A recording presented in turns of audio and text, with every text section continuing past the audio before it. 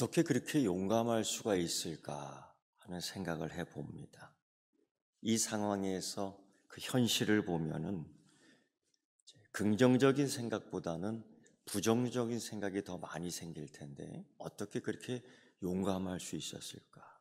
자칫 잘못하면은 인격과 관계된 것들이 다 허물어질 거예요. 자칫 잘못하면 명예도 다 땅에 떨어질 거예요. 또 자칫 잘못하면 목숨이 이제 사라질 거예요. 그러한 두려움. 사실 이러한 현실적인 것, 이러한 현재적인 것들 때문에 사실 십자가로 가까이 나가지 못할 때가 참 많죠. 그래서 용감할 수 있을까 어떻게? 마리아 같은 경우가 그런 경우죠. 그가 대번 가브리엘 천사를 보며 했던 그 반항적 반문이 그겁니다. 내가 남자를 알지 못하는데 어떻게 애를 가질 수 있느냐.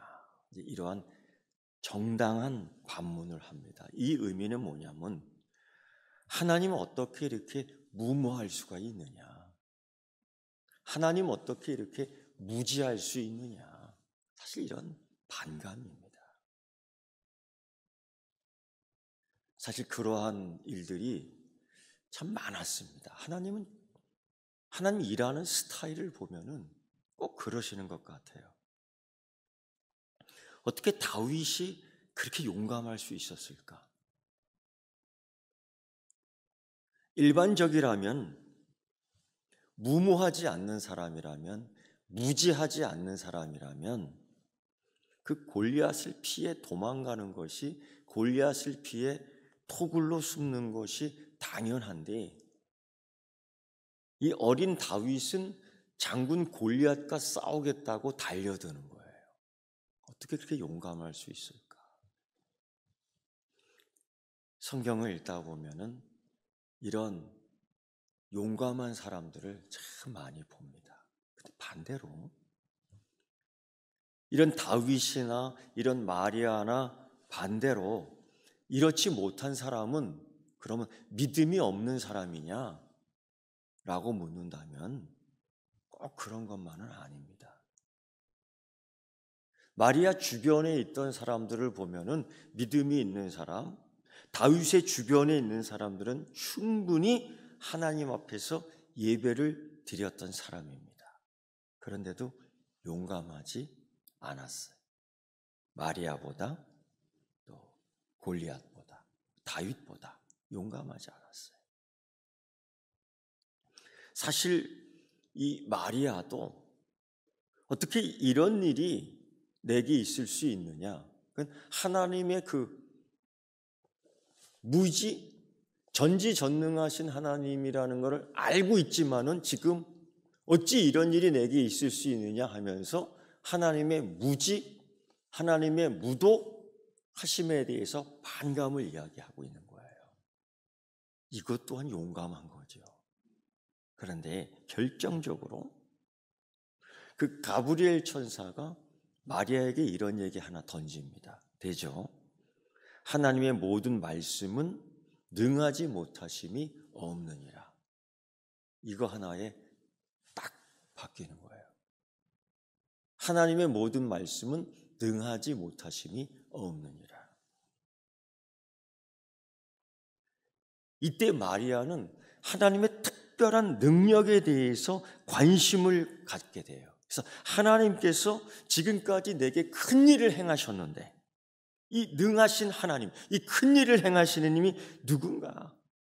이제까지 이 마리아는 성경을 알고 있었습니다. 오늘 우리가 읽은 본문에서도 우리 조상에게 말씀하신 것 같이 아브라함과 그 자손에게 영원히 하시리로다. 전능하신 하나님은 어떤 하나님이신가? 아브라함과 사라를 통해서 아이를 갖게 하고 지금까지 그 족속을 통해서 그 뿌리를 통해서 자기도 그 백성, 그 민족이 되었던 거예요. 하나님이 약속하신 그 별처럼 모래알처럼 많은 자손이 이루어진 거예요. 이게 하나님의 능력이거든요. 누가 감히 생각할 수 있겠습니까? 애굽에 종살이 하던 400년 동안 종살이하며 그게 운명이요, 그게 팔자라고 생각했던 그 백성들에게 갑자기 자기들이 손 하나 까딱 안 하고 해방이 돼요. 정말 하나님의 크신 손 능력을 통해서 해방이 돼요. 그걸 알고 있는 이 마리아가 하나님에게 반문하는 거예요. 어찌 이런 일이 가능합니까? 근데 이런 서로의 논박되는 이때에 가브리엘이 결정적으로 하나님의 모든 말씀은 능하지 못하심이 없느니라. 이게 하나의 큰 충격을 주며 마리아가 그때서 찬양해요. 하나님은 능하시다. 나는 남자를 알지 못하는데 자신의 불가능을 통해서 하나님이 무지하시다, 하나님이 무도하시다 라고 했던 자가 이제 확 돌아서서 하나님은 전능하시다, 이 찬양을 하는 겁니다. 이게 우리가 예배할 때에 꼭 있어야 될 그 예배의 요소예요. 하나님은 전능하시다, 하나님은 전지전능하시다. 이 찬양을 잊지 말아야 될 것입니다. 여러분, 구약 성경을 읽어보세요. 하나님이 전능하신 이야기로 가득 차 있어요. 오히려 하나님 어떻게 이런 일이 일어날 수 있습니까? 이게 하나님에 대해서 용감하게 반문하는 거예요. 오히려 무지한 거지요, 자기가. 마리아도 그랬어요. 그런데 전능하시다. 그리고 그의 노래를 부르보면 또 나와요. 두 번째, 그의 노래에서 하나님은 거룩하시다. 하나님의 특별한 속성이죠, 이 거룩. 우리가 근본적으로 차이가 나게 하는 것이 뭐냐? 창조주와 피조물 사이에 있는 이 거룩. 심지어 하나님의 종 모세에게도, 정말 하나님을 대면하면서 봤던 모세에게도 하나님이 그래요. 가까이 오는 모세를 향해서 너 신발을 벗어라, 내 신을 벗어라. 세상에 온갖 잡스러운 곳을 다 다녔던 모세, 그 신발을 신고 아이고 내 팔자야, 내 팔자 했던 모세, 응? 내가 왜 여기 있나 하면서 그 목동리를 했던 모세, 그 삶의 방식, 삶의 양식, 삶의 사고, 이런 것들이 그 하나님이 주신 비전을 바라보지 못하고 계속 부정적으로 치닫고 있어요. 그때에 하나님이 모세를 만나 주는데 이 신을 벗어라. 그 이유가 뭐냐? 여기가 거룩하다는 거예요. 이거를 이 마리아가 발견합니다. 찾습니다. 하나님은 거룩하시다. 하나님 거룩하시다. 이 하나님의 이 거룩함이라는 게 구체적으로 뭐냐? 하나님은 그 죄를 영원히 미워하시는 거예요. 그러면서도 우리를 만나주시는 겁니다. 이 거룩. 너무 신비로운 거죠. 하나님은요, 거짓말하는 그 거짓 것들을 너무 미워하시는데 영원히 미워하시는 거예요. 그런데 그 하나님의 거룩의 특징이 뭐냐? 그러면서도 하나님의 자녀를 부르셔요. 이게 하나님의 거룩함의 비밀입니다. 이것 때문에 우리가 구원을 받는 거죠. 이것 때문에. 이 마리아가 그거를 지금 찬양하는 겁니다. 내가 하나님을 믿지 못했고, 내가 하나님을 부정했고, 내가 하나님을 무지하다고 했고, 내가 하나님을 무도하다고 했지만은 결국 뭐야? 하나님은 거룩하시다. 나하고 존재적으로 차이가 있다. 근데 어떻게 이걸 찬양할 수 있느냐?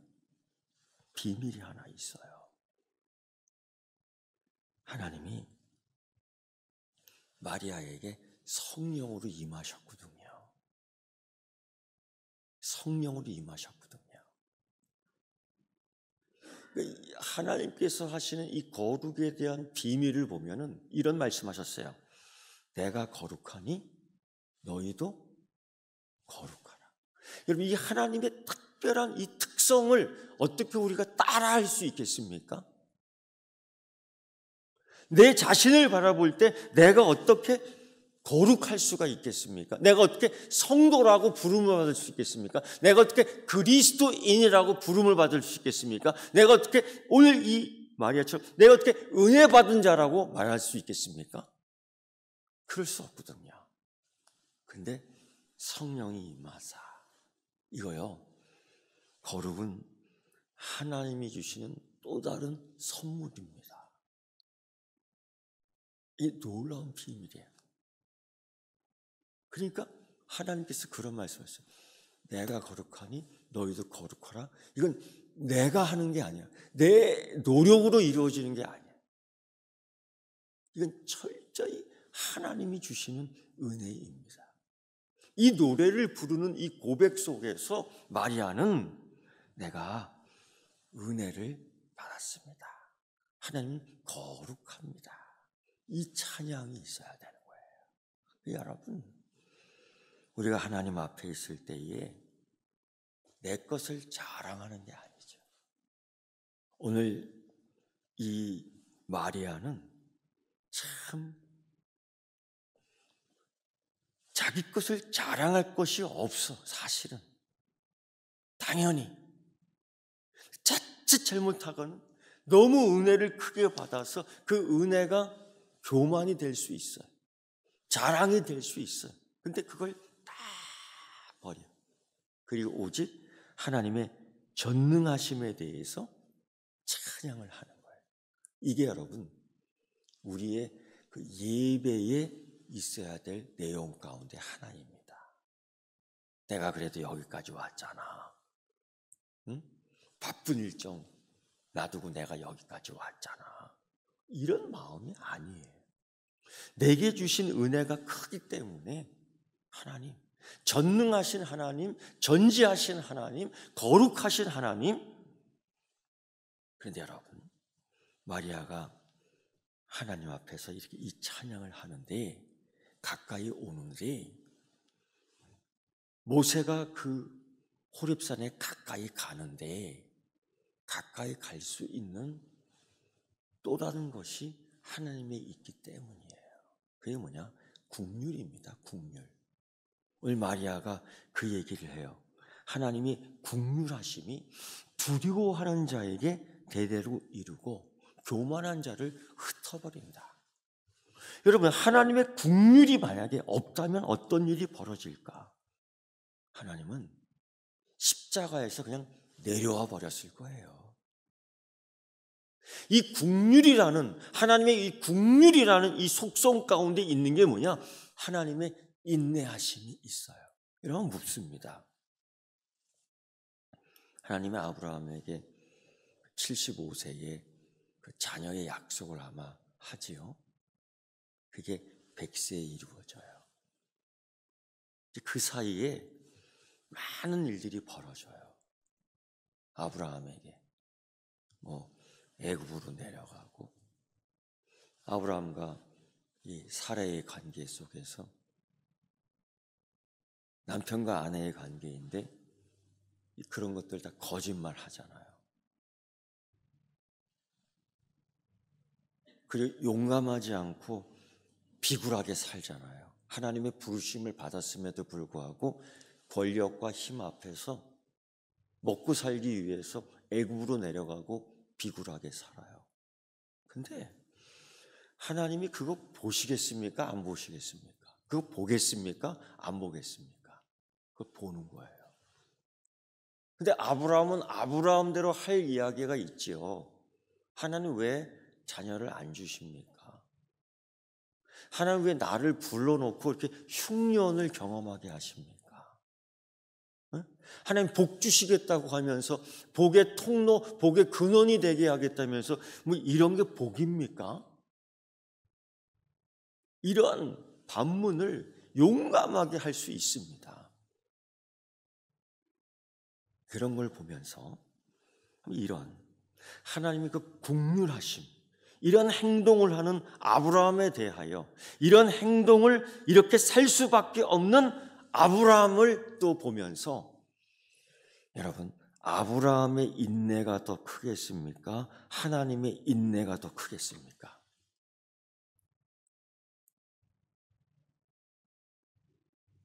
믿음의 조상으로 만들기 위해서 지금도 수고하시는 그 하나님의 인내가 더 크겠습니까? 하나님 말씀대로 쫓아왔는데 지금 어려워. 이러한 행동, 이러한 생각, 이러한 반응을 하는, 그래도 견뎌나가는 아브라함의 인내가 크겠습니까? 여러분이 생각해야 돼요. 그럼 예수 그리스도를 믿는 여러분에게 있어서 여러분의 인내가 더 크겠습니까? 하나님이 여전히 그럼에도 기다려주시는 하나님의 인내하심이 크겠습니까? 여러분, 하나님의 인내하심이 커요. 이게 나를 기다려주시는 하나님의 인내하심이 커요. 우리 맨날 언제까지입니까? 이런 기도를 막 한다고. 왜 아직 이루어주시지 않습니까? 막 이런 기도를 한다고요. 요한계시록에서도 고난받는 성도들이 하나님 원수를 갚아주십시오 하고 이런 기도를 끊임없이 해요. 고통 가운데 있으니까. 그런데 하나님은 기다려요. 인내하고 있어요. 왜? 회개하는 자들을 기다리는 거예요. 아브라함이 온전케 되기를 기다리는 거예요. 성질이 개떡 같은 모세가 변화되기를 기다리는 거예요. 여기에 하나님이 기다려주심, 인내하심이 있는데 그게 긍휼이에요. 그게 없으면, 오늘 마찬가지로 그게 없으면 마리아는 촌꽃 여자가 되는 겁니다. 마리아는. 하나님이 긍휼하심, 인내하심, 기다려주심이 없으면 십자가 위에서 기다릴 필요가 없는, 그건 구원과 진짜 직결되는 거예요. 이 긍휼. 하나님이 전능만 하시고 하나님이 거룩만 하시면 정말 우리는 흔적도 없이 사라질 거예요. 그런 하나님 앞에서 우리가 쓸 수 있고 하나님을 아버지라고 부를 수 있는 것은 이 마리아가 성자 하나님을 몸으로 품을 수 있는 이유 가운데 하나 있어요. 그가 전지전능하신 하나님이라고 외치고 그가 하나님이라고 외치지만은 결정적으로 하나님은 내게 긍휼하시다. 내가 허물이 있지만은, 내가 죄인이지만, 때로 내가 시기도 하지만, 내가 죄를 범하기도 하지만은 하나님은 긍휼하시다. 그래서 이 하나님의 자비와 긍휼은 정말 은혜입니다. 여러분, 은혜가 뭡니까? 하나님의 그 은혜의 요새에는 이 긍휼이 들어가 있어요. 그 은혜가 뭡니까? 소위 정의를 내리자면 사랑과 호의를 받을 수 없는 자가 받는 거예요. 충분한 자격이 없는 자가 받는 거예요. 마리아 보세요. 받을 자격이 있습니까? 그럼 생각해 보세요. 하나님이 얼마나 긍휼하시면, 사도 바울도 그런 얘기를 해요. 종의 모양, 사람의 모양으로 낮은 자리까지 오셨다. 전지전능하신 하나님이. 그럴 필요 없잖아요. 유대인은 꺼리끼는 거고 헬라인은 미련하다고 원하는 그 십자가를 하나님이 그 방법을 택했잖아요. 그게 긍휼이고 그게 사랑이거든요. 전지전능하신 하나님이 그럴 필요 없다고요. 하나님이 이 세상을 이처럼 사랑해 그럴 필요가 없습니다.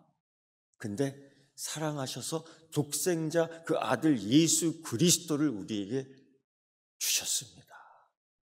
이걸 지금 찬양하는 거거든요. 하나님의 긍휼하심이 또 뭔지 아십니까? 하나님이 성자 하나님 아기 예수로 태어나시는데 그 휘황찬란한 궁궐을 마다했어요. 하늘의 천상에 있는 분이 좋은 호텔을 거부하셨어요. 그리고 이름도 알 수 없는 여관, 찌그러진 여관, 그것도 방이 없어 소위 짐승들 묶어놓은 소위 마국간이라는 곳에서 아기 예수님이 태어났어요. 비천한 이름도 없는 그냥 인생 역사에 그냥 태어났다 갈 수 있는 그 마리아라는 한 소녀를 통해서 나오셨어요. 그런 걸 보면 우리 하나님은 너무 용감하신 것 같지 않습니까? 세상이 교만한 자들이, 지식이 있는 자들이, 권세 있는 자들이 이런 걸 너무 무시하잖아요. 그래서 별자리를 연구하고 세상을 점치는 동방박사들이 그 별자리를 따라서 제일 먼저 도착한 것이 어디냐면 헤롯 궁궐 아닙니까? 그게 교만이에요. 세상 사람들이 다 그렇게 골리앗이 이길 줄 알았잖아요.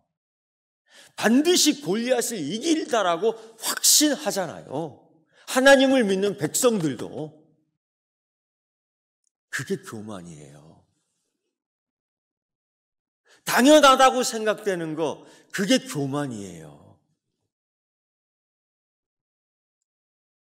왕 중의 왕은 이 높은 곳에서 태어나셔야 된다는 것, 이런 생각이 교만이에요. 이거를 다 파헤쳐 버리잖아요. 그리고 짐승들 묶어놓는 소위 마국간에서 이름 석자도 제대로 역사에 남지 않을 그 마리아 그 여자에게서 아기 예수님이 성령의 은혜로 태어나는 거예요. 이게 여러분 긍휼입니다. 긍휼.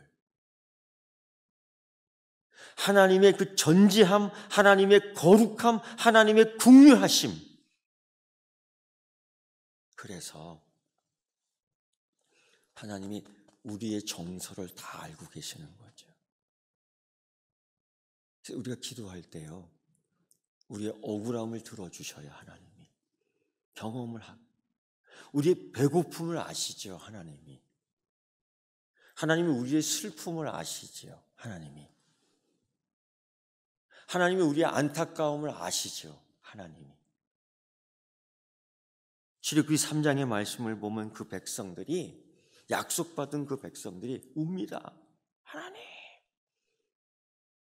하나님의 약속은 언제 이루어지는 겁니까? 하나님 배고픕니다. 하나님, 저놈들이 우리 마누라를 뺏어갔습니다. 이 권력을 갖고 이 종 취급, 그들은 인격이, 그들은 사람이 아니에요. 마음대로 죽입니다. 마음대로 뺏어갑니다. 하나님, 저놈들이 우리 자식들을 노예로 또 팔아먹고 채찍을 칩니다. 하루에도 12번씩 더 맞는 거예요. 쇠고리가 있는 채찍으로 맞는 거예요. 등짝은 항상 피고름이 맺혀 있어요. 전능하신 하나님, 불꽃 같은 눈동자를 가지신 하나님이 우리를 바라보실 때 우리의 허물만 보는 것이 아니에요. 우리의 죄만 들춰내시는 공의로운 하나님이 아니에요.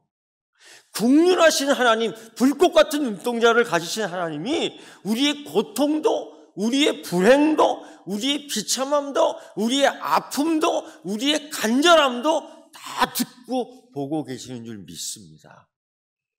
이게 국률이에요. 국률. 오늘 이 마리아는 그걸 얘기해요. 여러분, 누가 아기 예수가 태어날 때 자기 같은 여자에게서 태어난 줄 꿈이라도 생각했습니까? 여러분이라면 그런 방식을 택하겠습니까? 나팔을 불게 하고 붉은 양탄자를 깔게 하고 드라마처럼 빵빠레를 불면서 그런 걸 생각하지 않아요? 그런데 왕 중의 왕이신 예수 그리스도께서 오실 때 아무도 모르게 하셨어요. 이게 하나님의 방식이에요. 이런 것들이 참 성경에 많이 나와요. 누가 다윗이 골리앗을 이길 거라고 생각했습니까? 아무도 생각을 못했지요. 그러니까 저놈은 죽었다라고 도망칠 생각만 하지요. 마태복음 11장 25절 말씀 보면요, 예수님이 이런 말씀하셔요. 천주의 주제이신 아버지여, 이것을 지혜롭고 슬기 있는 자들에게는 숨기시고 어린 아이들에게 나타내심을 감사합니다. 이렇게 된 것은 아버지의 뜻입니다.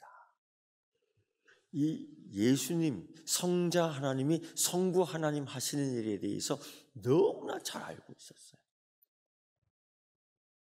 그리고 마리아는 끝으로 이렇게 찬양합니다. 하나님의 신실하심. 이게 뭐냐면요, 하나님은 약속을 지키시는 분이에요. 하나님이 날짜를 딱 말씀하시면 날짜를 지키시는 하나님입니다.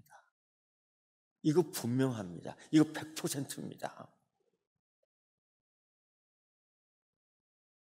하나님이요, 하시겠다 하면 그 말씀을 이루시는 분이 하나님이십니다.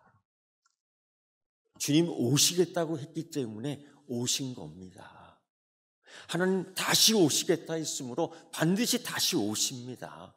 여기에 하나님의 신실하심이 있는 거예요. 누가복음 오늘 우리가 읽은 이 마리아의 노래를 들어보면 그래요. 그종 이스라엘 도우사 국률이 여기시고 전능하시고 거룩하시고 긍휼하시고, 그 다음에 뭐예요? 기억하시되, 기억하고 있는 거예요. 하나님이요, 우리를 까먹지 않습니다. 이사야는요, 이런 얘기까지 했죠. 그 낳은 부모가 자식을 잊어버릴지라도 하나님이 너를 잊어버리지 않는다. 네 이름을 손바닥에 새겼다 이거야. 하나님 잊어버리지 않으셔요. 하나님 나를 기억하지 못하는 게 아니에요. 하나님 기다려요.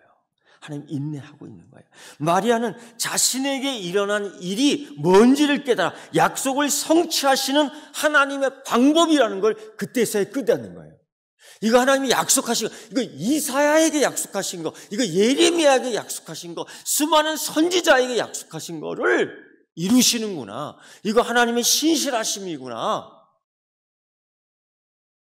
하나님이 나에게 이루시는구나. 이거를 놀랍게 깨닫는 거예요. 구약 선지자들이 뭐라고 외쳤어요? 곧 오시옵소서. 하나님 임마누엘 하시옵소서. 이게 내게 이루어진 거죠.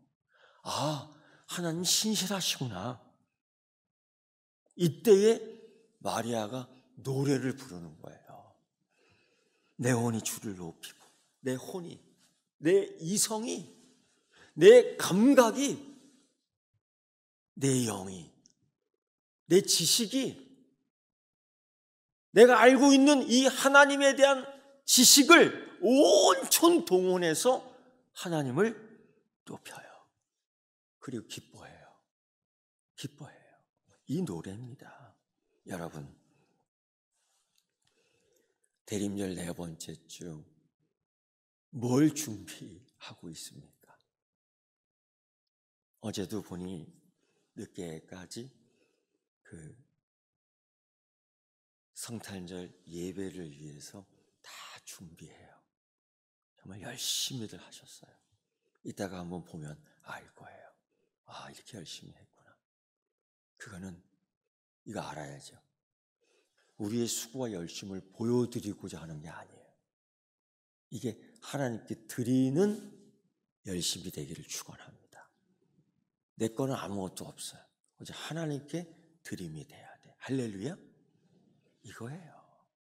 마리아는 결국 자칫 교만할 수 있었어요. 자칫 위험할 그 종이 한 장 차이입니다. 근데 이거를 딱 하나님께 올려요. 다 올려요. 오직 하나님뿐입니다. 이게 바로 예배자의 모습이죠. 여러분, 대림절 네 번째 주, 그리고 이제 성탄 주일 예배를 드릴 거예요. 그 예배에 빠질 수 없는 마리아의 노래 속에서 나온 내 구주를 찬양하는 그 속성들을 내게서 찾아내요. 똑같이 하나님을 노래할 수 있는 성도가 되기를 축원합니다. 기도하겠습니다. 하나님, 어떻게 이렇게 노래할 수 있을까요?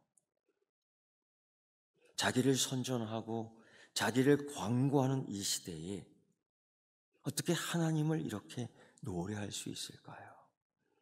하나님, 대림절 이 기간 마리아의 노래를 배우게 하시고 마리아의 노래를 따라하게 하여 주옵소서. 예수님의 이름으로 기도드리옵나이다. 아멘.